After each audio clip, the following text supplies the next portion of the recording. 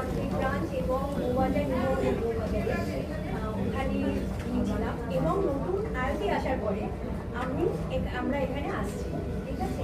এবার প্রথম যেটা বলবো সেন্ট করে সবচেয়ে আমার বেশি ভালো লাগে হচ্ছে ডিজাইনগুলো ভীষণ মানে যেরকম ওল্ড, যেরকম আমাদের যেরকম ঠাকুমা দিদিমা এগুলো করেছে সেগুলো যেরকম মানে আমরা দেখতে পাই, এবং আমরা যে নতুন ফ্যাশনের যেগুলো আছে সেগুলো আমরা দেখতে পাই। এক নম্বর এটা, আর একটা হচ্ছে আমার খুব ভালো থাকে যার জন্য আমরা একটু কিনতে পারি। আমরা হাউস ওয়াইফ, আমাদের তো খুব একটা বেশি কিছু আহামরি কিছু কিনতে পারি না, কিন্তু আমরা যে জমি জমে সারা বছরের যে স্কিমগুলো আমাদের থাকে সেই স্কিমগুলো আমরা ফলো করে আমরা প্রত্যেক বছর ধনতেরাসের সময় কিছু না কিছু কিনি বা নববর্ষে কিনি, এইগুলো কেনা হয়। আর এবং আর তারপরে আদার যেগুলো বলতে হয় সেগুলো হচ্ছে ব্যবহার, মানে এদের এখানে যারা চাকরি করে এবং যারা একদম উপরে টপ টু বটম যারা আছেন প্রত্যেকের এত ভালো ব্যবহার, প্রত্যেকটা ব্রাঞ্চে এত ভালো ব্যবহার, যার জন্য আমাদের মানে এখানে এসেও জানি মনটাও ভালো হয়ে যায়। কিছু কিনি না কিনি একটুখানি ঘুরে গেলাম,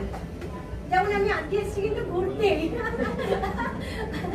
এগুলো ভালো লাগে সবচেয়ে। আর সবাই খুব ভালো।